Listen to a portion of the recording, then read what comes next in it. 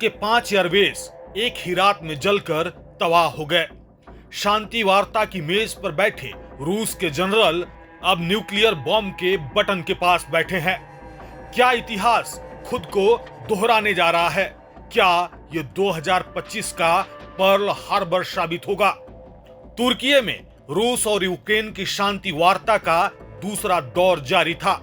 America और Europe दोनों सधे हुए लहजे में कह रहे थे कि अब युद्ध थम जाएगा, लेकिन उस बैठक से महज 24 घंटे पहले यूक्रेन ने एक सुनियोजित स्ट्राइक ऑपरेशन को अंजाम दिया।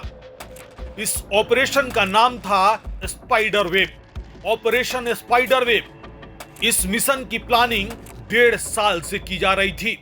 यूक्रेन के इन ड्रोन अटैक का लक्ष्य सिर्फ विमान नहीं थे, इनका लक्ष्य था रूस की न्यूक्लियर डिटरेंस पावर की रीढ़ तोड़ना।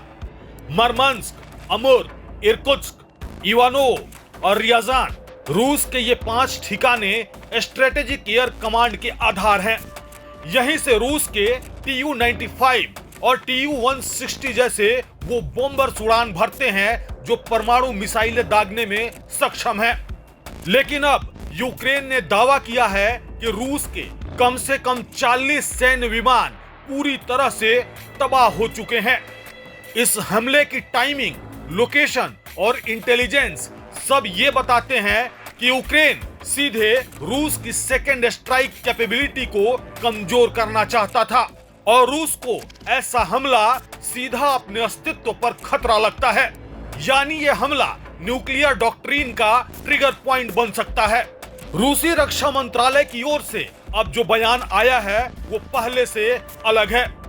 रूस ने इन हमलों को सिर्फ आतंकी हमला भर नहीं कहा, बल्कि इन ठिकानों को strategic assets under water mine condition की कैटेगरी में डाल दिया है। क्रेमलिन में एक गोपनीय बैठक हुई। सूत्रों की माने तो रूस ने अपने न्यूक्लियर कमांड सिस्टम को अलर्ट मोड में डाल दिया है। रूस ने अपने न्यूक्लियर सबमरीन, ICBMs और स्ट्रेटेजिक बॉम्बर्स को भी न्यूक्लियर मोड में तैयार रहने को कहा है। रूस की ओर से हो रही यह तैयारी ऑपरेशन का जवाब नहीं, बल्कि युद्ध के नियम बदलने की तैयारी है। अमेरिकी इंटेलिजेंस कम्युनिटी अब डेफकॉन 3 अलर्ट पर है। नाटो को आशंका है कि रूस कैलिबर मिसाइल या टैक्टिकल न्यूक्लियर डेमोन्स्ट्रेशन के जरिए जवाब दे सकता है। तो क्या पुतिन टैक्टिकल न्यूक्लियर बॉम्ब का टेस्ट करने जा रहे हैं या सीधे काला दिन आने वाला है?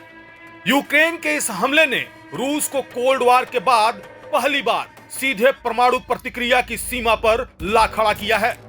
अगर रूस का कोई स्ट्रेटेजिक कमांडर मानता है कि रूस की सुरक्षा खतरे में है, तो पुतिन की अनुमति के बिना भी परमाणु हथियार इस्तेमाल किए जा सकते हैं। और सबसे बड़ा डर इसी बात का है। तो यूक्रेन से किया गया यह हमला सिर्फ एक ड्रोन अटैक नहीं था।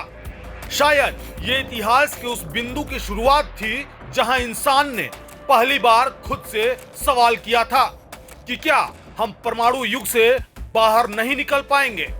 आप बने रहें प्रभात खबर के साथ। आने वाले तमाम अपडेट्स से हम आपको रूबरू कराते रहेंगे।